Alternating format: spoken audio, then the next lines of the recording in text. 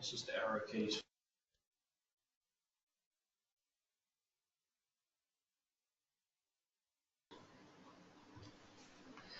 Hi everyone, welcome to the Equestrian Queensland webinar on managing anxiety to improve performance. Hopefully you can all hear me okay. To the right of your screen you'll see there's a little window pane. If you've got any questions, just type in there and they will come through to us. We're very lucky to have Damien Stewart from Room 23 Sports Psychology with us this evening to give the webinar.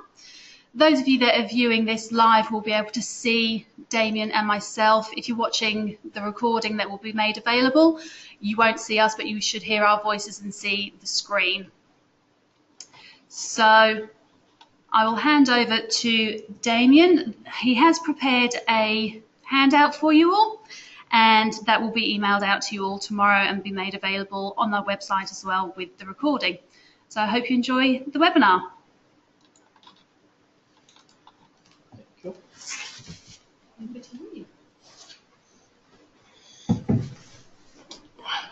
Greetings everybody, my name's Damien Stewart. Thank you for having me tonight. This is the first for me to do a webinar, so hopefully you can all see me okay and hear me okay. If not, send a message through to Christine and she'll get us sorted out. So we've got quite a lot to get through tonight. As Christine said, there is a handout that will be sent out to you tomorrow. So that's mostly about the strategies for managing anxiety at the end. So we'll get started. I didn't know whether people would... That arrow didn't work. That was a bit slow to start off with last time. Excuse us for a second. There we go. Sorry about that. So there's a photo of me. I didn't think you guys would actually get to see me on the screen, but that's me there. I'm a psychologist and what's called a sport and exercise psychology registrar. So I'm working through a registrar program and almost finished that. Prior to psychology, you can see there I was a police officer for 19 years and I played some elite level sport and also coached some elite level sport. So tonight we're going to be talking about, first of all, a little bit of an introduction into what is sports psychology. It might be new to a few people, might be something that a few people have used before. Then we're going to understand what anxiety and stress is in performance, where that comes from. Then we're going to talk a little bit about how to manage that for getting performance out of ourselves despite the anxiety we might feel. So first of all, what I'd ask everybody to do, generally if there was a crowd here, I'd get a show of hands so everybody have a bit of a think about it. I want you all to have a think about how much of equestrian, how much of the actual type of equestrian that you do is how much of it is physical and how much of it is mental. So you'll get, the first one will say 100 and 0. So what that's representing is 100% physical and 0% mental. So when I scroll through, what I'd like you to do is have a think about which you think it is for equestrian. Do you think it's 100% physical, 0% mental? 90% physical, 10% mental, 80%, 20%, 70% physical, 30% mental, 60-40, 50-50, 40-60, 30-70, 20-80, 10-90, or 0 physical, 100% mental. Generally, when I've got people in front of me, we start getting hands at about 70-30, 60-40, 50-50, 40-60. And the actual answer to that question is there isn't actually an answer. But the point is that if we're an equestrian rider and we're looking at this and saying, I believe that when I'm performing, it's 60% physical and 40% mental, then the question I would ask you is, do you spend 40% of the time working on the mental side of your sport? And sometimes that's an interesting question for people to ponder. So what is sports psychology? An applied sports psychologist, which is me, there's also researchers, but an applied sports psychologist is a psychologist who assesses athletes and implements strategies pertaining to the mental aspects of sport. Pretty straightforward. A lot of people think, oh, now we've got a sports psychologist involved, now I've got to spend more time practicing. The point is that if we can learn and implement the sports psychology or the mental skills that we need for riding, if we can learn those and implement them into our performance, we will do it at practice with everything that we do. So if we're going to do a dressage run and practice that, we would use all our mental skills even in practice. It's not something that we do just on competition day. We do it every single time that we're going to execute that skill. So every time we're practicing the skill, we're practicing the mental side as well. As a sports psychologist, we have a bit of a mantra, which is our priority is always the person first. So we're a psychologist first. So we want to make sure that we take care of the well-being and the welfare of the person always first. Second, we'll look at the athlete, and third is performance. So that's the order we tend to look at things. When we're looking at sport performance, there's 4 aspects.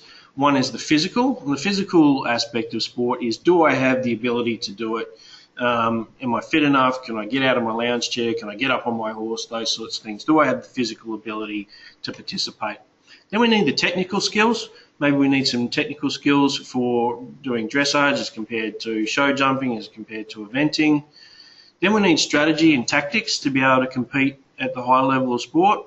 And then if we've looked at all those 3 and we've said, well, we're pretty good physically, we're pretty good technically, and I've got a pretty good tactical and strategic way of going about things, but I'm still not performing at the level that I want to, then maybe it's the mental side of things. So if we're looking to improve performance, we need to probably look at these 4 aspects of sport at any one time. So after we've looked at the welfare of the athlete, made sure the person's okay, the athlete's okay, then we start looking at the concept of performance. And what I'm trying to do here with showing this beautiful car is that this is a high performance car bought straight off the shelf basically. So, you know, good brakes, good wheels, good engine, good suspension, very comfortable. It's a pretty high performing car. So we might look at people before the sports psychologist gets involved and say, that's what you are, high performing, you're doing really, really well.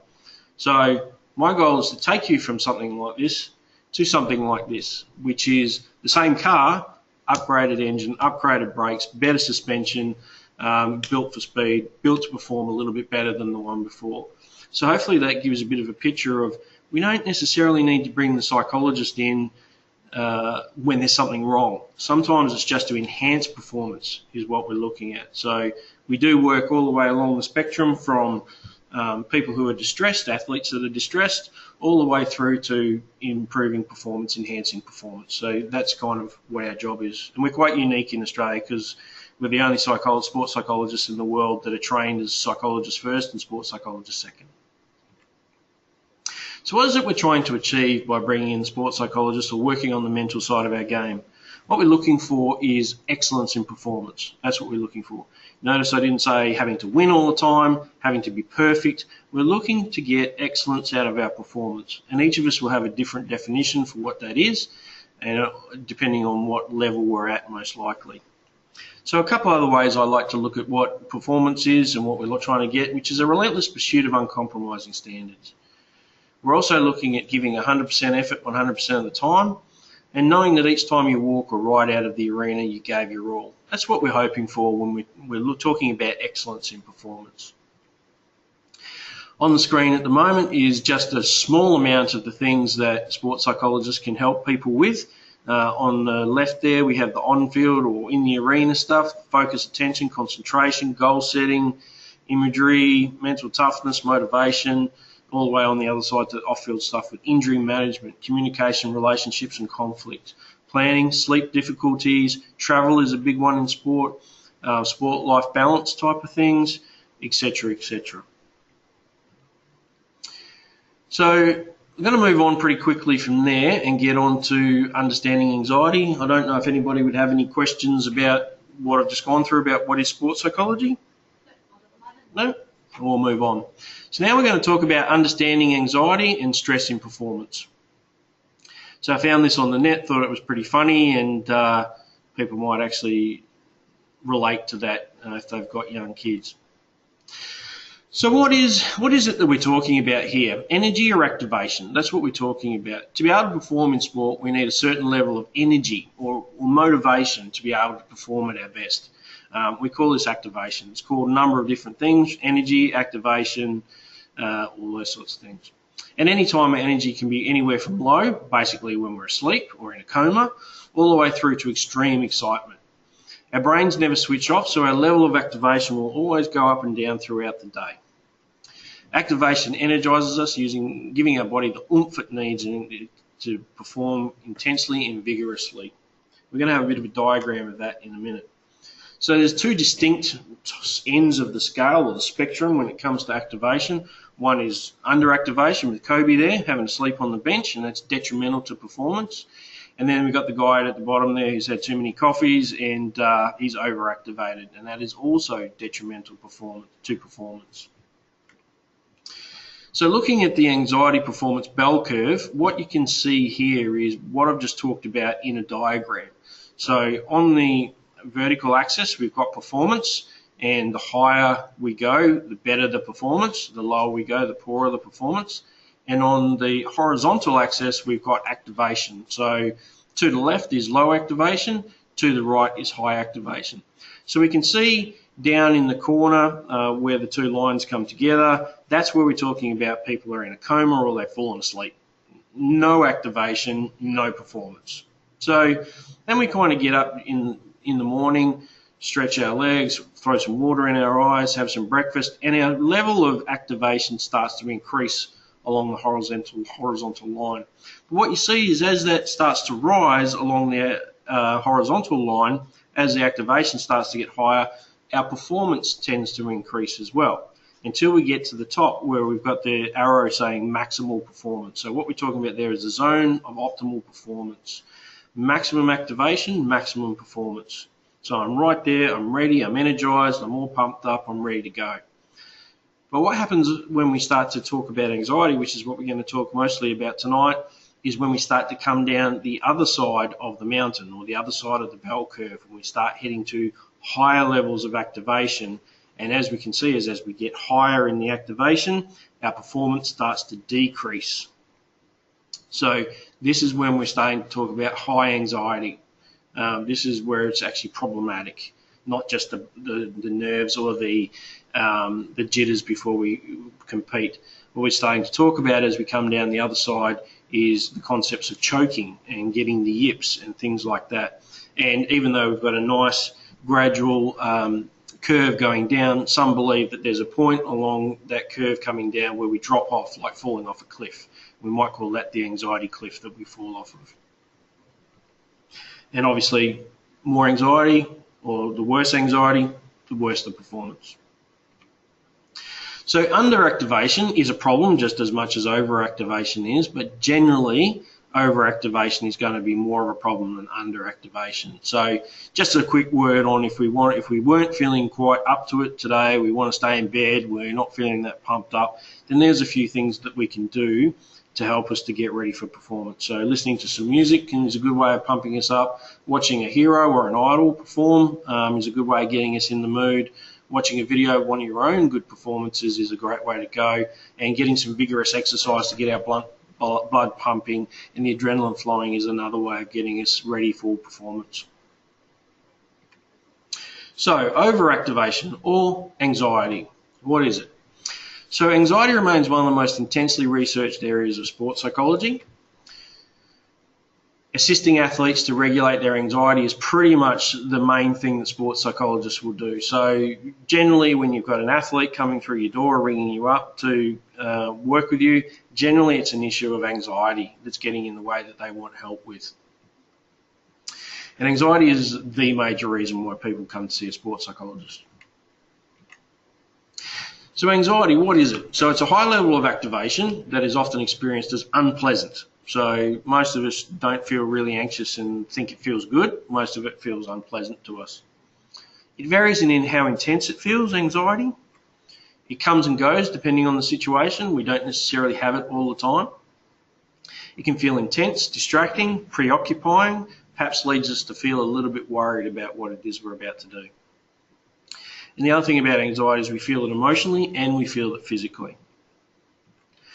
Anxiety is normal. I think that's really important for us to talk about, and one of the key messages that I wanted to get across is when we're going to perform, anxiety is really normal. We get nervous, it doesn't feel comfortable, and we start to get concerned and worried about feeling anxious. I shouldn't feel this way, but it's actually quite normal to feel a certain level of anxiety.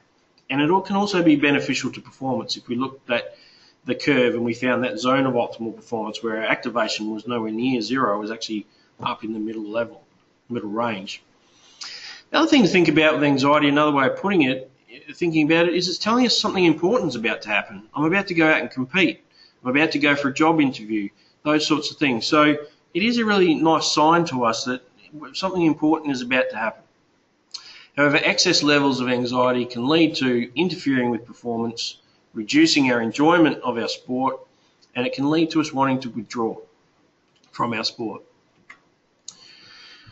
So anxiety is our body's way of getting us ready for fight, flight, or freeze. We've probably all heard of the fight or flight syndrome, but now they've added freeze as well, which is we're talking about the deer in the headlights. Can't move. So what happens when we get anxious? We have an adrenaline dump, blood is pumped to the major muscle groups and the major organs. It's getting ready for action. Our gross motor movements, so moving like this, are enhanced, whereas our fine motor skills, say if we were going to try to thread a needle, are hampered by anxiety. We might get the jitters from the adrenaline.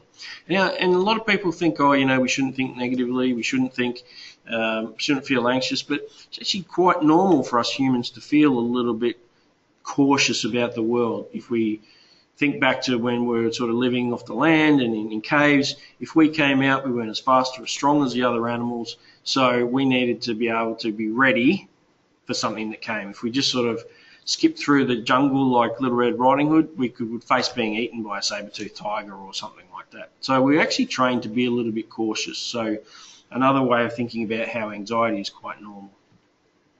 So what does anxiety feel like? You can see it all there. We feel a racing heartbeat. We feel butterflies, and you can see this person, it's actually true, we do get butterflies. No, I'm just kidding. Cold and clammy hands. We can get trembling muscles. We might vomit, have a dry mouth, tense. Yawning is a big one. Not a lot of people think about that, and we'll get onto that a little bit more later. We might talk very fast. Maybe I'm doing that now if I'm feeling a little bit anxious. And we can have difficulty focusing when we're feeling anxious. So what to look for in athletes if if you're coaching somebody or you have a child and you're trying to work out whether they're anxious or not, here's some things we can look for. So signs of distraction prior to performance: they're not listening to you when you're talking to them or somebody else. They're expressing more concern than usual. They usually, feel uncomfortable, but today it's really bad. Self-doubt about their performance, excess worry or crankiness, getting agitated, consistent discrepancy between practice and competition. So we're talking about they do it in practice and they do really, really well, do it really, really well in the warm-up, but then get out into competition and sort of don't do so well, and they're not performing as well as they've shown you in the past when there's no pressure. We can look for a flushed face, red cheeks. Some people get it down into their neck and on their chest as well. Sweaty palms, dilated pupils. Look for pacing, they can't sit still, fidgeting, yawning, and rapid speech. So the yawning is because when we start to get anxious, we start to sort of breathe very shallow, kind of like that, and therefore our body picks up that we've got too much carbon dioxide in our body, we've not got enough oxygen in there, and it wants to expel the carbon dioxide. So why is anxiety a problem in sport? Well, it leads to some faulty decision making. We've talked about before, we're anxious, we might be distracted, we're not focused on what we need to be focused on to perform really, really well.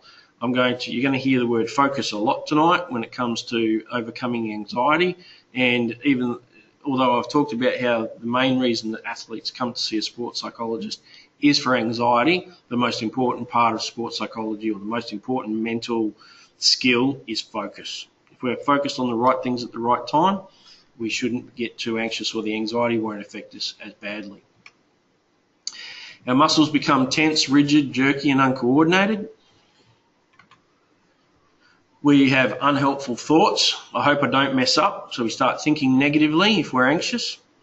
Faulty attention and focus, which isn't going to help us. We might be focused on the wrong things at the right time. In equestrian, your horse will sense a level of anxiety and might become anxious as well. Now, I have to profess that equestrian is not a sport that I have much experience in, but the more I spend time with riders and around equestrian, the more I learn about how the horse really responds to the way the rider is feeling. So what leads to anxiety? What is it that causes us to feel anxious? Uncertainty of some outcome. So the more uncertain and out of control we feel, the greater level of anxiety. We're not sure what's going to happen. We're not sure, what people will think. Certainty of some outcome. I've done something wrong and someone's going to yell at me. That's another one that can cause anxiety. How in control we feel about the situation. The less in control we feel, the more anxious we feel. So conversely, the more in control we feel, the less anxious we will feel.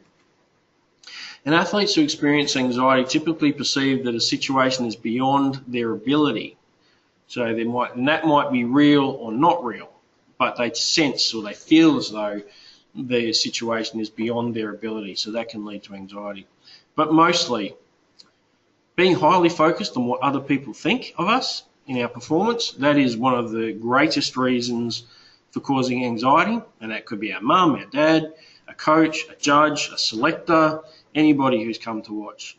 If we go back to the 2012 Olympics, the greatest reason why athletes sought the help of the sports psychologist in the Olympic Village was that they couldn't sleep. And the reason they couldn't sleep was they were very anxious about what people were going to think of their performance the next day. So being highly focused on an outcome. This is a whole other webinar talking about motivation, intrinsic, extrinsic motivation. However, being focused on outcome, winning, beating an opponent, doing better than the other person, getting the trophy, these things cause anxiety. They take our focus away from what we're doing in the present moment, and they put us into the future that we have no control over. So rather than those things, we want to be looking for being highly focused on our own processes and standards during performance and what we need to do to perform excellently. And we're going to talk more about this when I get to the actual tools that we have to overcome anxiety in performance. So what can lead to feeling anxious in equestrian? A big event, parents coming to watch, what do they think of me? Worrying about making a mistake or having made a mistake already. Worrying that what my coach might say to me. Good competition, so other riders who are at my level or perceived to be better. A selection event. Decreased confidence. I haven't been going so well lately, so my confidence isn't really high right now. Negative self-talk, talking to myself very negatively. Don't screw up, or you're hopeless, those sorts of things. And that's what can lead to anxiety.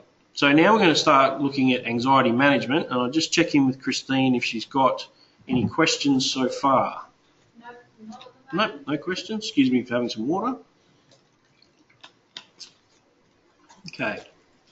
So this is the important part of the night. This is how we manage anxiety. From here on, these are the things that are going to be in the handout that you get tomorrow. So they will follow the same order that I put them in here. So how do we manage anxiety for increased performance? So it's very important. Anxiety is essentially a state of mind in which we are worried about something that hasn't happened yet. If we think about it, anxiety is always future-oriented. We're always worried, even if we've done something wrong, waiting for the circumstances or the outcome of that still hasn't happened yet. So anxiety is always about the future. Therefore, the best way to cope with anxiety is to stay in the present moment as best we can and prepare for what is to come. The best way to stay in the present moment is focus on the process. So talked before about the importance of focus, and the next one is process. What is my process for executing this skill or this event? What is my process for riding my horse? That's what we're looking for. What is my process for getting my horse to do what it is that I want them to do? That's what we're talking about focusing on the process or what the process is. We want to stay in the present moment by following my routines. Am I following my game plan? Am I in the present moment? These are questions we want to ask ourselves if we're starting to get anxious or get off track. Am I focused on the right things? And hopefully we'll talk a little bit more about the right things as we go. So the first thing I want to talk about, this is pre-performance routines. So pre-performance routines, some people might be really aware of them from other sports such as rugby league in Queensland. I'm from WA, so I'm an AFL fan. But we might look at Jonathan Thurston, the way he backs up from the ball when he's going to have a penalty shot. He moves his jaw, he moves his helmet, and he does the same thing every single time before he has a shot at goal. That's a pre-performance routine, a very obvious one. This is one of the most important things in sport. So what is a pre-performance routine? And just remember as well tonight that I'm talking very generally about routines. The routine is very individual to an athlete and requires a lot of work getting that right. to begin with. But a routine that works for one athlete is not necessarily going to work for another one. So what is a pre-performance routine? It's a sequence of task-relevant thoughts and actions which an athlete engages in systematically prior to his or her performance in a specific sport skill.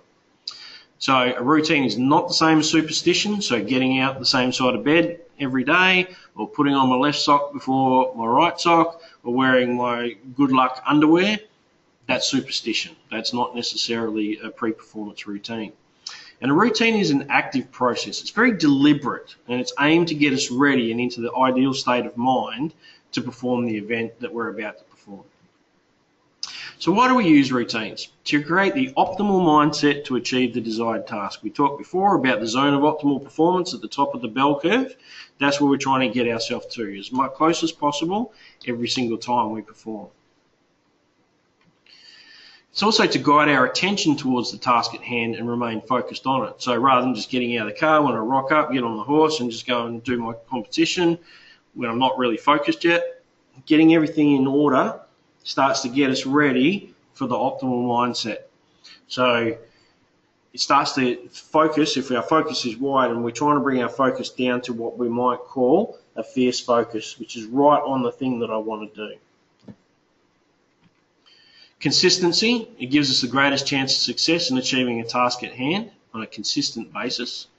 It gives us confidence and self-belief, has a side effect of reducing anxiety.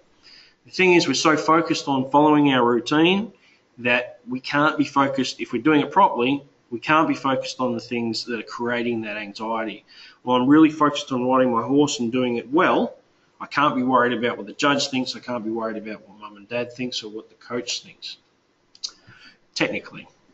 It also, we know that we've done it before in good performances, and because we've done it before and we've done it successfully, we know that it works for us. The routines are really for the days that we wake up and we're not feeling good, but we want to do them all the time.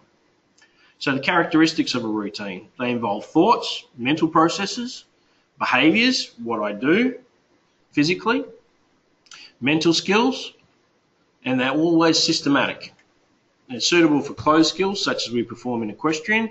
So what we mean by closed skills, nothing happens until I initiate it. That's what we're talking about. On a football field, when the ball is passed to me and then I have to pass it or I have to chase a ball against someone else, that's more of an open skill. But something like riding a horse is more of a closed skill. And they're relevant outside of the arena as well as they are in. For example, packing my bag the night before, making sure I've got everything on the day, how I saddle my horse, how I debrief afterwards or do my preparation after the event, my recovery. So the mental processes that are involved in routines, they're always task relevant. So this is why they're not about superstition. Superstition is just trying to reduce our anxiety, but task relevant is this is a task that I need to do to perform the skill that I'm about to perform in. Positive self-talk, we're going to get to positive self-talk and self-talk more a little later on. Process goals, thinking about what needs to be done, what strategy I'm going to follow based on what the desired outcome is. Control breathing, and we're going to talk about this a little bit later as well. We need task-focused triggers or cues. What is it that says to me, that gets me started, like a starter's gun in a running race? What is it that I say to myself that gets me moving? It might be like a command that you say to your horse. Visualization, we're going to talk about that as well a little bit later. And attentional focus, there's that word again, focus. Focus, focus, focus, most important thing. The greatest athletes are those who focus on the right thing at the right time. So behavioural aspects of a routine, they're consistent, that is you do it exactly the same every single time you're going to execute that skill. There is a start and an end, and generally a start again. Gets the neuromuscular pathways firing. So as I'm thinking about the skill that I'm about to execute, even though I might not be waving my arm or actually riding the horse at the time, by thinking about it, the brain is sending signals to the muscles that actually perform that skill. So they're kind of getting activated even though we're not doing the skill. So we can see how that is getting us ready and into an optimal mental and physical position to execute that skill. What needs to be done physically to achieve the skill? So mounting the horse is a physical skill that needs to be done. Do I do it the same every single time? Getting myself ready for this performance. So systematic. Routines must be sequential in exactly the same order every single time. If you begin your routine and you get distracted or it's out of order, stop and start again. If it's possible. It's not always possible, but if we have the opportunity to start our routine again, if we get interrupted along the way, start again if you can. Routines are very individual processes, as I mentioned before, and athletes should have input into their routines rather than just be given to them. Do not deviate from your routine. Big mistake that people make when they start to get anxious is they start to go away from the thing that has caused them to be successful in the past.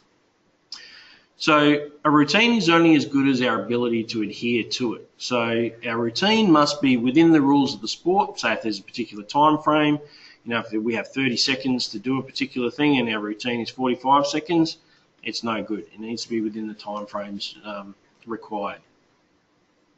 Like any other skill, a routine takes time to get right. It needs practice, practice, practice. So every time we're going out to, say, practice our dressage, for example, then we want to go through our routine in practice as well. So you might notice there that I've said deliberate practice, practice, practice. So a lot of people just practice for the sake of practicing. We want to make our practices deliberate. We're working on something all the time, so make our practice deliberate. We want to use our routine each and every time you execute a skill at training and competition. This routine has been created for a reason because it works for you. Moments of difficulty are the most important times to adhere to the routine. Like I said before, those times we're not feeling so good, even though we're feeling a little bit out of it mentally, we know that we've done these actions before, and when I did these actions before, I had a decent outcome. That's why we do it. Only make changes to a routine outside of competition. We don't change things on the day of competition, always in practice. Write your routine down, draw it, practice it, videotape it, keep a record of it. And the great thing about keeping a record of it is we have a bad day, we're thinking about what it is, what's gone wrong, and we can't really work it out. I've done a lot of work with softball, which is the sport that I came from, and a lot of the times when I'm working with somebody and they come back, we go through their routine as it's written, and that's what I'm not doing. So they work out exactly where things have gone wrong, and they can implement it again. And that can help with our anxiety too. So we've covered routines there pretty quickly. It's amazing how important routines are. There was a study done at the Olympic Games where athletes that didn't have routines didn't get into any finals or win any medals. Those who had routines won medals. Then another study showed that of those who won medals, it was the athletes who stuck to their routine at the Olympics that won the gold medals. Those who had routines and went away from their routines didn't win the medals. So that's how important they are. We actually have a couple of questions on the routines. Sure. So I'll ask both of them because I think they kind of will both have a similar answer but with slightly different aspects. So the first question is, can you give a really specific example of a routine? And the second one is there a way to develop routines that are continuous? Equestrian events often have no definitive start time. Sometimes you can be asked to go in early, other times you can be waiting for an extended period of time. Okay, so I'll try to give my best example for equestrian, keeping in mind that it's not a sport that I'm greatly familiar with. But if I think about waiting, I was talking to a young athlete who is an equestrian rider who came to see me the other day, and between warm-up and getting into a dressage arena, they do warm-up great, they train great, they come to the arena, they've addressed the judges, and they're sitting on their horse waiting for the last competitor to finish, and they're about to go in. I think this is a perfect place where we could implement a routine. So what is my transition from warm-up? And I think that even it would start in warm-up. How do I warm my horse up? Do I warm my horse up the same every single time? Do I do something different every single time? And I'd be asking why we do something different every time. If we know how to warm the horse up, then I think we should go through the same routine every single time. We're trying to get ourselves focused for that competition. It might even start in saddling the horse. doing it the same way, starting to focus my mind to what I'm about to do.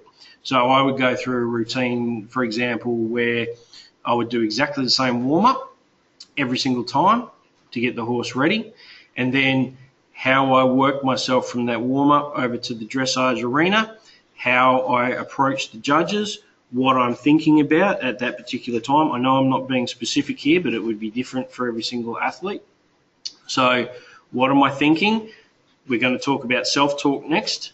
What am I saying to myself? And rather than leaving it to chance, building something in that I'm saying to myself that is very specific. You can do this. You've got this. Had a great warm-up. Let's go. Where's my focus? Am I looking around, looking for mum and dad, or starting to worry about someone's not here? Or do I have my focus in front of my horse? Am I saying things to my horse? What processes am I going through? Am I bringing in some diaphragmatic breathing just cause to help me to reduce my anxiety? How do I address the judges? Do I do it the same every single time? What's my way?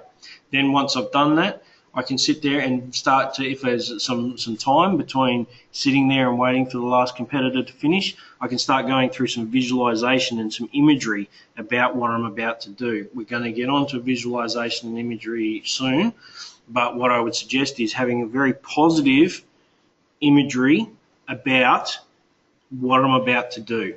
So we might be sitting there, rather than sitting there going, oh my God, oh my God, oh my God, we are deliberately doing something that's putting us in the right frame of mind to perform well. So these are all the things that are in my control.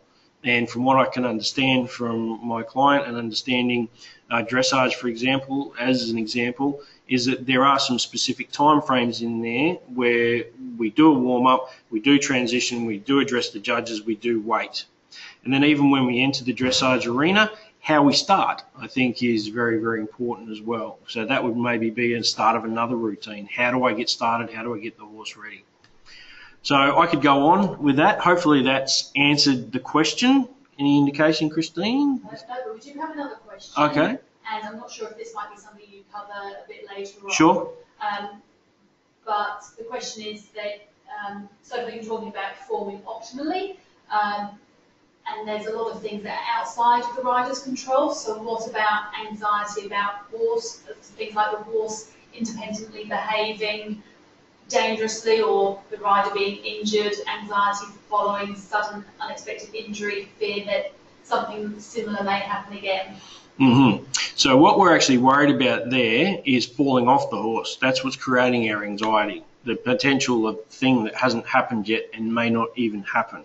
So you've talked there about the things that we can't control. We want to, and if we can't control something, then there's no point thinking about it. Easier said than done. Psychology is a lot easier than actually doing it. So it's a lot easier for me to express it, but we want to focus on what we can control. Seeing we're worried about falling off the horse and being anxious because of that, we haven't fallen off yet. We're still on the horse. What can I control while I'm on the horse? What calms this horse down?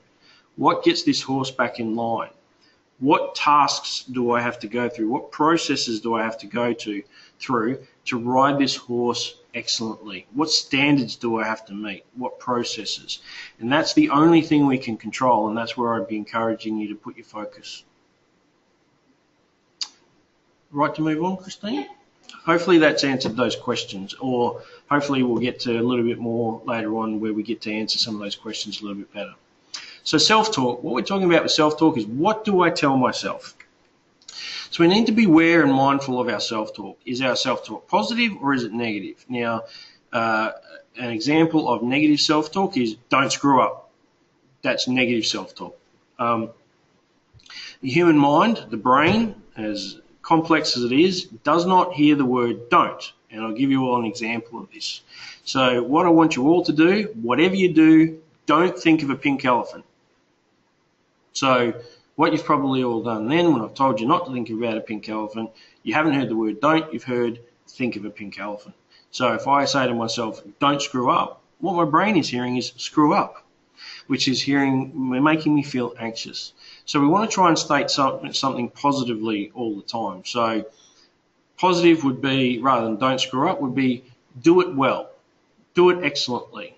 That would be another positive way of putting it. When we're looking at our self-talk, we want to talk about instructional or motivational self-talk. When we're talking about instructional self-talk, what we're talking about there is how do I do it? Back straight, core on, hold on tight. They're very instructional type things to say to ourselves. Motivational is you've got this, I've got this, I can do it, I'm doing really well, I'm looking forward to doing it. That's more motivational self-talk. We want to have pre-prepared statements to go, so things that do work for us. Like I said, if we're sitting there and we're sitting there and we're sitting there for the last competitor to finish and we're starting to feel our anxiety, what are we telling ourselves? Have some pre-prepared statements ready to go that help us to stay in the present moment and stay positive. We also want to make sure that our self-talk is neutral and not anxiety producing. So we might say to ourselves, focus. When I was a softball pitcher, it was location rotation. So where I wanted the ball to go and what spin I wanted to put on the ball rather than explode or a word like that. Because go or explode can, make you feel tense, and we're trying to stay away from that. Now, when we're starting to talk about focus, just as when we're talking about routines, this focus is probably an hour webinar all in itself, so I'll try to summarise it the best I can. So what we're talking about in the high performance world of sport, of all the psychological constructs there are, attention is the most important construct. So the more specifically, our attentional focus and our attentional flexibility are the most important. And what we're talking about in attentional flexibility is, at the moment, I need to be focused on this. The next minute, well, now I've got to focus on this. Okay, so shift my focus, making sure that we are able to shift our focus to the most important things at the time. Say we're doing show jumping while we're not about to approach a jump. Maybe we're focused on in front of the horse. Maybe we're focused on the direction that we're heading. But as we start to head towards a jump, we start thinking about the processes that I need to get the horse to jump over this obstacle effectively. So we've shifted our attentional focus. We've been flexible with our focus. It is those athletes who can continuously attend or focus on the right things at the right time that excel. So if we are worried and we are focused on worrying about falling off, then we're not focused on the thing that's going to help us to perform excellently. Thinking about the things about how to control this horse, how to get this horse to perform how I want it to perform, these are better places for our focus to be. There I've just put up a quick diagram which I find really, really interesting, which kind of points out all the things that we need to have superior performance in sport. We talk about anxiety, confidence, we're talking about goals, talent, group dynamics, cultural factors, how well we practice, and it all comes down to how well we focus. And I just think this picture is amazing for pointing that out. Nothing happens if we're not focused effectively. So what does it mean to attend to the right things at the right time? The most important things at the right time. It can be influenced by anxiety, emotions, thoughts, external factors, the opposition, if we've got an opposition, other performers, the weather, the judges. The key result of paying attention to the right things at the right time is it allows the athlete to select the best response under the circumstances and execute that response accordingly.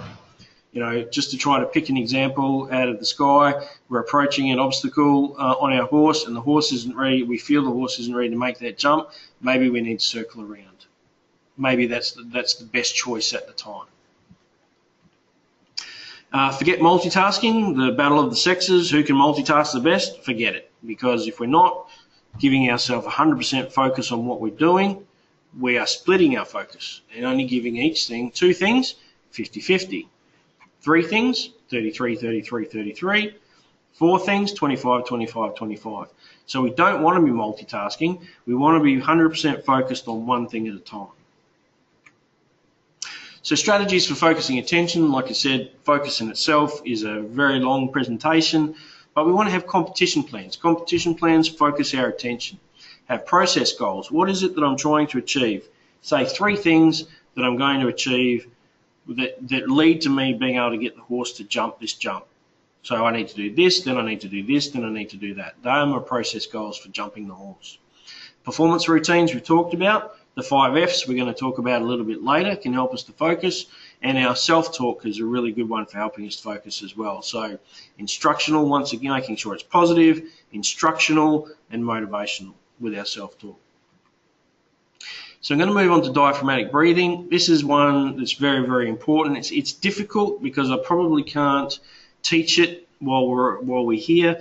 I taught a client of mine today diaphragmatic breathing. It took half an hour to do it, show them how to use it, practice it, show them how to implement it.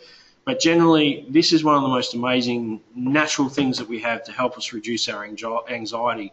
And I teach it to the most distressed client that walks through my door, all the way through to the most elite athlete that walks through my door, and I use it on a daily basis myself. Even did a few just before we started the presentation. So diaphragmatic breathing. Breathing is the body's most natural and effective form of anxiety regulation. We're talking about oxygen here. We get oxygen, we need to think clearly. So we talked before about being anxious and not thinking so clearly. So we need the oxygen to get in so we can start to think more clearly. It fuels our muscles for performance as well, and also helps us in recovery. So oxygen helps us think clearly, fuels our muscles because we're in this anxious state, and it helps us to recover afterwards too. It gets rid of the CO2. It's a mindfulness technique. So I've put a bit more of an explanation of mindfulness in the handout, but basically mindfulness is about being in the present moment. That's what we're talking about with mindfulness. Big thing in psychology at the moment. So we want to try and stay in there. We've talked before about anxiety is always future oriented. We can't control the future. And distress, remorse, guilt, shame is always past emotions. So where we need to stay is right in the present moment, the best we possibly can. And that's by using mindfulness techniques. And the only way we can control the future is what we do right now. And that's why we want to be in the present moment. Also, diaphragmatic breathing, breathing with my tummy, keeps my center of gravity low. A lot of the times, someone says, take a deep breath, we all go, and our center of gravity goes higher. But also what's happened is I probably look quite tense to everybody. My shoulders have got tense, my neck's got tense, and my center of gravity has come higher. If I breathe, if I keep my shoulders low and breathe with my diaphragm, my shoulders stay low, my center of gravity stays low, my neck and shoulders have stayed nice and relaxed. It minimises tension in our muscles, particularly the shoulders, as we've just discussed. So it's probably not a good diagram here, but what we're talking about is if this hand represents the ribs, my lungs sit behind my ribs, and my diaphragm sits underneath my lungs. So when I breathe in, the diaphragm pulls air into my lungs, and when I breathe out, the diaphragm pushes the air out of my lungs. So we want to try to learn to breathe with our tummy. So we can call it diaphragmatic breathing, we can call it controlled breathing, we can call it tummy breathing. I've heard it called skinny breathing because we might breathe out and make ourselves fat, and then breathe in to make ourselves skinny when we blow all the air out. So it's got a number of different names. Hopefully this diagram shows this person has say a little bit of a bulge in the belly because they've got all the air in there, they're breathing with their belly. And this one, which is the breathing out, shows them go skinny. So they've blown all the air out and their tummy is sucked in. So we want to talk about leading with our belly button out when we're breathing in, and then pulling the belly button back towards the chair when we're breathing out. Some people find it easier to learn when they're laying down like this. Once we've learned how to do it, we want to use a bit of a cycle like this, which is we want to breathe in, 2, 3, 4. So breathe across the whole 4 seconds. Big fat tummy, stretched muscles across my tummy. And then I want to hold it, 2, 3, 4. Breathe out across the whole 4 seconds till I'm completely empty, and then wait. So hold our breath, all our breath is out, and then wait, 2, 3, 4. That's what we call one cycle. And I often talk to people about using this in maintenance mode and management mode. Maintenance mode is I'm likely to feel anxious sometime during the day, so I'll do a little bit of breathing at regular intervals throughout the day just to keep my anxiety levels low. So if we think about it like a bucket, we've got the bucket full, one more drop, overflow. And that's a bit like our emotions. So we want to try to keep the water level down a little bit lower in the bucket so we have some capacity for things that come during the day. Drip, drip, drip, drip, drip. So we do our breathing through the day at regular intervals.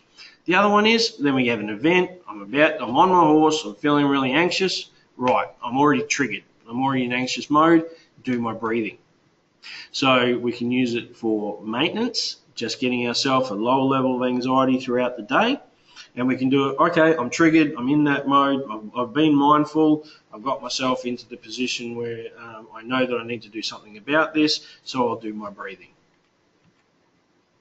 So some other tools that we have for regulating anxiety, those ones are our key ones. And we've got things like progressive muscle relaxation. So we've got our gorilla there, looks pretty relaxed, maybe he's been doing some PMR. So if we're doing PMR, we can do two things. We can either tense our muscles really tight for 3 seconds and then let it go, feel that nice relaxation, or we can simply lay on the floor like the gorilla here and think about a different body type as we go. So I usually start at my feet and maybe think about, visualize my feet melting into the carpet or into my bed or into the floor.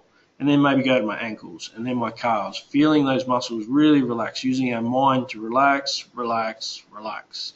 So we work progressively down our body from head to toe or from toe up. Maybe we have some candles, some incense. You know, we're talking about really trying to relax here. This, we can use it on an event day, or we can use it when we're at home to relax, but generally what we might do in an event is tighten our muscles really tight and then let them go. Or be mindful, come into the moment, I'm sitting there about to go into the arena, yep, got a bit of a tight spot there, just relax it, just relax it, just relax it, let it go.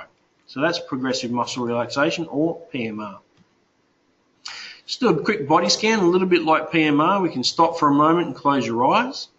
Start at the top of your head and work slowly down your body all the way to your feet. What do you feel in your body? Are there any tight spots? Is my neck a bit tight? Have I got my jaw clenched? Am I holding a fist? If so, if we've got tight spots, try to let it go. We can use PMR to let it go, or we can use our diaphragmatic breathing to breathe into the spot. So it's kind of metaphorically, when we breathe in, we take in all this air. Think about the area itself that's tight expanding. So it's starting to let go. And then we breathe out, we're blowing all that tension and energy out of that muscle so we can relax it as we go. This is a mindfulness technique. By working through our body systematically, as well as when we do the progressive muscle relaxation, we're in the moment. That's the thing about diaphragmatic breathing, is we have to think to do it because it's not a natural way of breathing. So it gets us into the present moment, into the here and now. Visualization and imagery. Once again, this is something that's probably another half an hour, 45-minute presentation, but just quickly. We can build visualization. Once again, we're sitting there, we've addressed the judges, we're about to go into the dressage arena, we're sitting on the horse, picturing ourselves executing our skills excellently, doing each of the movements excellently. That's what we want to be thinking about. We want to, if we're about to do a show jump, we want to think about and watch ourselves going over that jump really, really well and effectively. So picturing ourselves doing things well can help us to get rid of anxiety. Focus on your processes when you're visualizing. What processes do I need to go through to execute this skill? Make sure you visualize yourself at normal speed. We have a bit of a humans have a bit of a way of doing things. We want to do it like slow motion replay on video. We want to try and visualize ourselves at normal speed because that's the way we're going to be doing it when we're out there. So if we're talking about imagery, once again, this is imagery is its own presentation in itself. But if we're going to have a bit of, to just introduce you a little bit to it, we have this PET-LEP model. So physical, we want to actually try to be in the place that we're going to perform the event. Even put our uniform on, put our helmet on, maybe even sitting on a fake horse or even sitting on our horse and do imagery. Once again, when we're doing imagery where the muscles aren't moving, but the brain is sending signals to the muscles that perform that activity, and therefore we can actually learn a skill from doing imagery.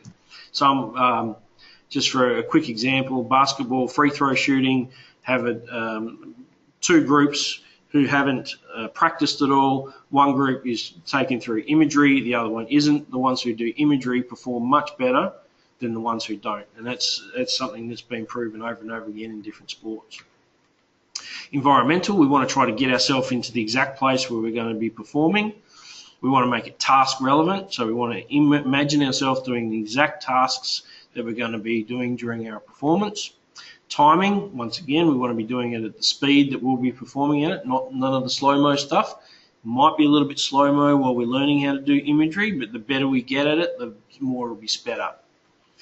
We can use learning. If there's a skill, for example, that I'm trying to learn and I'm having trouble learning it, we can imagine ourselves doing it. Once again, the brain is sending messages to our muscles about how we do this skill. So we are actually getting some practice in it, even though we're not doing it physically.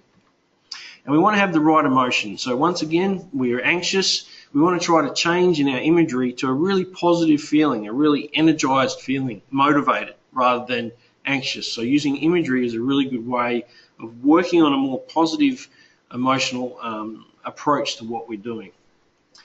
And the last one is perspective. So what we're talking about here is trying to do imagery as if we are doing it. So if we're talking about using a camera, for example, we're behind the camera. We're not watching ourselves from the stands. We're actually behind the camera doing the activity when we're doing the imagery. Other things like, say, dancing, ballet, they tend to have an outward perspective, so they watch themselves like a crowd would or an audience would. But for us, we probably want to be internal. And just thinking about it, probably in something like dressage, which is about form, we might want to do a little bit of both. We might want to watch ourselves as if we're in the stands and the horse, and we might want to, just as we're about to perform, we probably want to do it from an internal perspective. A pleasant thought is a good way to work on this. So a pleasant thought, we're anxious, we're catastrophizing, we're ruminating on all the things that can go wrong. Sort of want to shake our head and have something positive to think about, a pleasant thought. A lot of people talk about being on a beach. We want to make sure that we've practiced these thoughts before we get out into the arena. We don't want to leave anything to chance. So practice them at practice, practice them at home. Does it actually have the effect that I'm looking for? Does it pull me out of my anxiety or my distress? And when we're doing this, once again, with all mindfulness, we want to use our 5 senses. What does it feel like to be on this beach? What does it look like? What does it sound like? What does it smell like? What does it feel like? Can I feel the sand between my toes? Can I feel the wind on my face? Is it crashing waves or is it really quite calm? These are all the things that we want to think about. Pleasant event scheduling. I've put a lot more in your presentation, in the handout tomorrow on pleasant event scheduling. What this is about is rewarding ourselves for effort rather than what a lot of us do. We're all brought up in families where we get rewarded for success, punished for failure, or we have reward taken away if we fail. That creates a lot of anxiety. Getting back to that outcome stuff we talked about at the start, worrying about outcome creates anxiety. So what I want to do is I want to focus on scheduling an event post the anxiety producing event. So if I've got, a lot of times what I talk about is when I'm doing an exam. We can talk about I'm going to go out and perform on my horse. There's an event at 1 o'clock this afternoon. I'm really anxious about it. So at 4 o'clock, I'll schedule in something pleasant. So we want to plan it before the event, and no matter what the outcome of the event is, we still want to follow through with doing our pleasant activity, rewarding ourselves for the effort. It teaches us that this is not the end of the world if this doesn't go well. Life is going to go on. There is something to look forward to. So it has the ability to reduce our anxiety when we're coming up to this thing that might look like the end of the world if I don't do well here. So you want to plan it before the event. Some of the things you might think about is having a nice meal, going and seeing a movie, having an ice cream, or going to see a friend. So these are all the things that can be pleasant activities. And I've also put that in the handout, some lines there where people can fill out things that they find really pleasant activities to follow through on. This is a really good one for weight loss and going to the gym and exercise as well. Music is a great way to regulate emotion. There's, once again, this one's probably a longer presentation as well, but there's a lot of research gone into the power of music and how it can regulate our emotion. So we talked about music before to pump us up if we're underactivated, we're not really feeling like it today. So we can use music to pump us up, but we can also use it to calm us down. So we want to be mindful of when we're using our music. Are we doing it in our personal time? Is it appropriate to have our headphones on at this stage, or is it team time, the coach is talking to me, or we're addressing a judge or something like that? So that's something to keep in mind.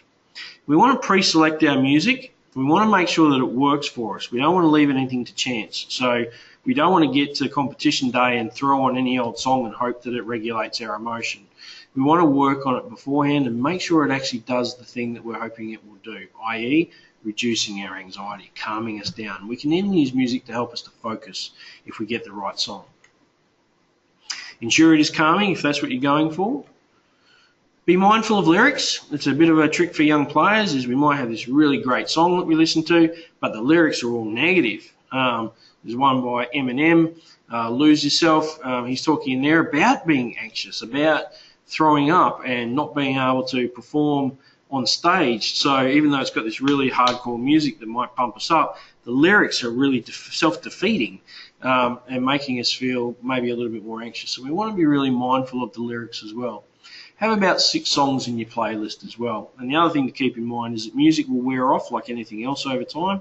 So make sure we update our playlists regularly. Worry time.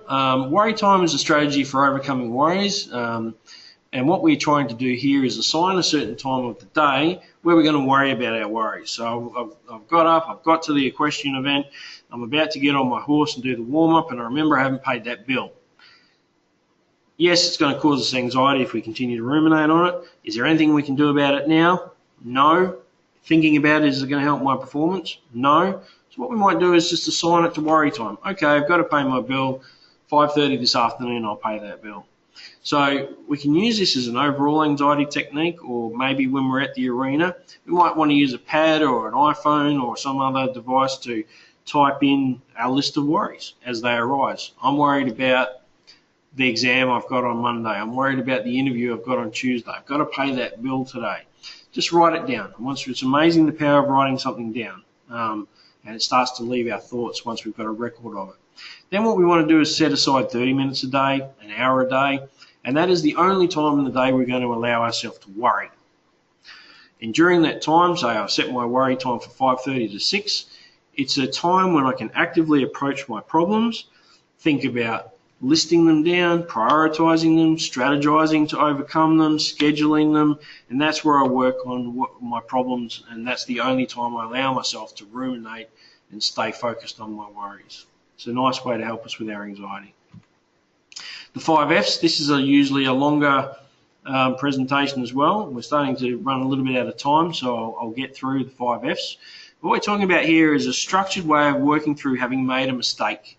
A lot of the time we make a mistake, we ruminate on it, and it starts to affect our focus and it starts to affect our future performances. So we always want to keep in mind that once something bad has happened or we've made a mistake, we can't control it any longer. But what we can control is what we do next, and that's what we can do here. So here's an active process for working through errors. First of all, if we're in the middle of something, we're in the middle of a dressage event, we're in the middle of a show jumping event or eventing, we need to finish. We can't just stop and start again. We can't just stop and give up. We need to finish first.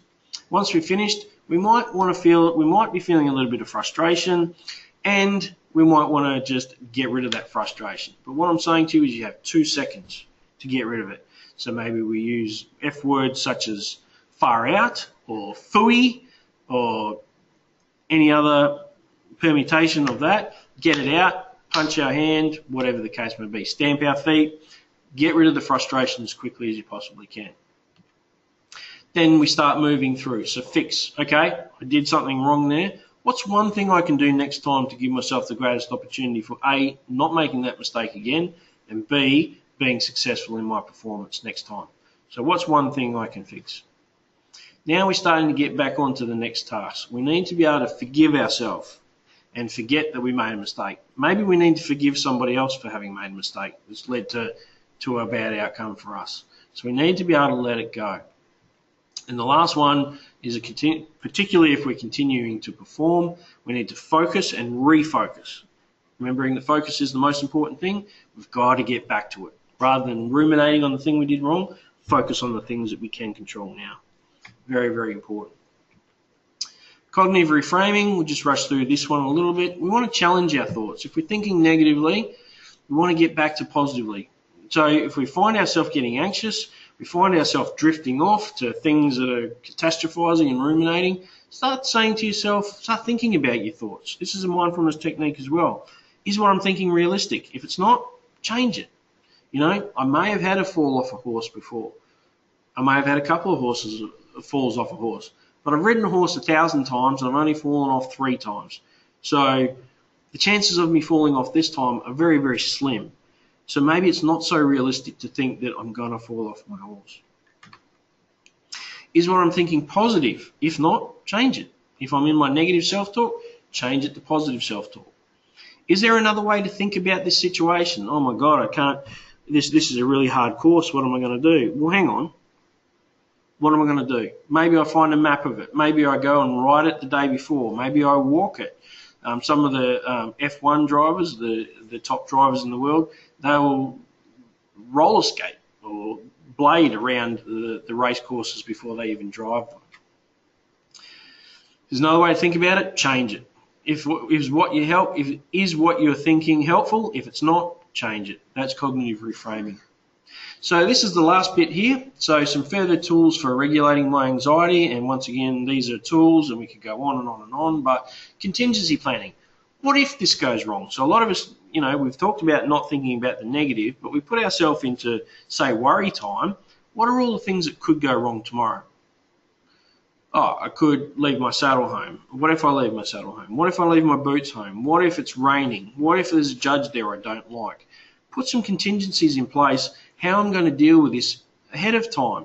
And a lot of people think, oh, well, isn't that thinking negatively? And I say no. If you look at tactical teams, they always have contingency plans. We have a plan A, a plan B, plan C, plan D. Plan A doesn't work, we're ready with plan B. We're not sitting around going, what do I do now? So it gets very anxiety producing when something goes wrong. We'll reduce our anxiety when we know what to do if something goes wrong. Give you an example. An Australian rugby team went to South Korea and they're all ready to go. They're going to their hotel room. They get to the hotel, no dramas. No dramas whatsoever. Rooms are on the 6th floor. Realise that the hotel doesn't have any lifts. That should be fine in general. However, it was a wheelchair rugby team. So contingencies, things can go wrong. So we want to incorporate other mental skills techniques. We've only used a couple of them tonight, and very specifically for anxiety reduction. We can use them for other things as well, like how to get focused properly, how to think positively about what I'm doing. A lot of the time when we get anxious, we speed everything up. Everything gets sped up. We feel rushed. We feel pushed by people. We want to slow down, take our time, control things. So as soon as we start feeling anxious, one of the things we might want to do is slow down. We also want to come prepared with a good game plan or strategy, and we want to stick to it. So a lot of people, they get anxious, they go away from their routine, they go away from their game plan, they go away to the things that have worked for them before. It seems crazy, but we all do it. So come prepared with a plan or a strategy and stick to it. So hopefully after we've implemented all of these anxiety regulation techniques, we might feel a little bit like Mr. Frog here, nice and relaxed, ready to perform. So tonight we've looked at what is sports psychology. So I just want to try and give those who haven't had access to sports psychology before a little bit of an insight as to what we do. It was a very short introduction. We've talked about understanding anxiety, what brings it on around performance. And then hopefully I've been able to show you a number of anxiety management tools to help you with your anxiety in performance. Generally, if we are focused on the right things at the right time, we have our processes and our standards in place about how we're going to perform. We have our game plan. We're saying all the right things in our mind, and we put it all together in a really good routine, and we're really stuck into it. Our anxiety won't interfere with our performance. And even if we do feel anxious, our body is going into that natural flow of executing my skills because I've put everything in place to give myself the greatest opportunity for success. Not guaranteed success, the greatest opportunity for success. And that's it for today. So I think we might have some questions, Christine. Yeah, so we've just got a few more questions. So a couple from a couple of parents, first of all. So this lady's daughter says she gets frustrated, not anxious. Is there really a difference? I think there is. Anxiety is probably where we're a little bit more worried, where frustration is probably a little bit more anger. What I generally find in people who are feeling frustrated is they get quite tense. because they're angry. So we might hang on to the reins tighter. We might squeeze the horse with our feet and our knees a little bit tighter. Whereas anxiety, we might not actually take enough control of the horse. So I think with frustration, I'd be definitely looking at some of the things about trying to get the athlete refocused. When they start to get frustrated, they've got no chance once they've got to that point. So once we're at that point, using things like tools to get us back focused. If I'm frustrated, what am I saying to myself? Trying to see, I'm probably thinking something negative. So how can I get myself back into something positive? And the diaphragmatic breathing is excellent for frustration. Another one, which is, again, it's about a daughter, but I think it's something that anybody who rides horses can relate to. So a new horse, can they get some tips on how to make the transition as smooth as possible when transitioning onto a new horse that you're then going to be competing on? Okay, so you and I talked about this one a little bit today. Probably what we talked about was spending a lot of time with the horse, getting a coach in to help with that sort of thing. People who are very experienced with horses. I think that any of the techniques that we've used tonight can help us. We need to spend some time on the horse. We need to do things deliberately when we're practicing, deliberate practice. What is it that I want to teach the horse today? What is it that I want to work on with the horse today? Making each time I get on the horse very, very specific rather than just for the sake of it. And they're the mental skills that I would use. Getting the horse used to your routines, I think would be very, very valuable. How you get on the horse, what you say to the horse, when you say it, how you react to difficult situations. I think these are all the things that we can focus on to help us build a relationship with the horse so the horse gets to know us as much as we get to know the horse. And finally, and I think you might have answered this just after this question came through, but when an equestrian athlete visualises themselves executing the skill excellently, should they picture themselves on top of the horse, or what the horse will look like performing from the ground? I would say being on the horse as if you are on the horse doing it. So we want that internal perspective, like we're holding the video camera. So I think what you're sort of talking about there, we sort of got two perspectives. We've got, looking out. I talk about it from behind the eyes or in front of the eyes. So we want to visualize everything. So being on the horse and rider as one, doing it from your perspective of being on top of the horse from behind your eyes. So the information's coming in and being processed in the brain. The other perspective would be as if you're sitting in the stand. So I think we should be visualizing and using imagery as if we're on the horse doing it. Hope that makes sense. Did that make sense to you, Christine? Yep. And that's it, I think, for our questions. Well, thank you very much, everybody. I'll hand over to Christine now to finalise everything. You've got my contact details there. If anybody wants to do any one-on-one work, I'm more than happy to do so. And I hope you've all got something out of this. And you got my email address there. Please feel free to send through any other questions that you might have. Thanks very much. Okay, thank you everyone for joining us. I hope you found that helpful. Thank you, Damien. That was really great to listen to. I'm sure it's something that everybody can take some things away from. So the handout will be sent out to you all tomorrow, and hopefully the video presentation will be ready tomorrow. If not, it'll be ready early next week. So thank you very much, everyone, and we'll sign off now.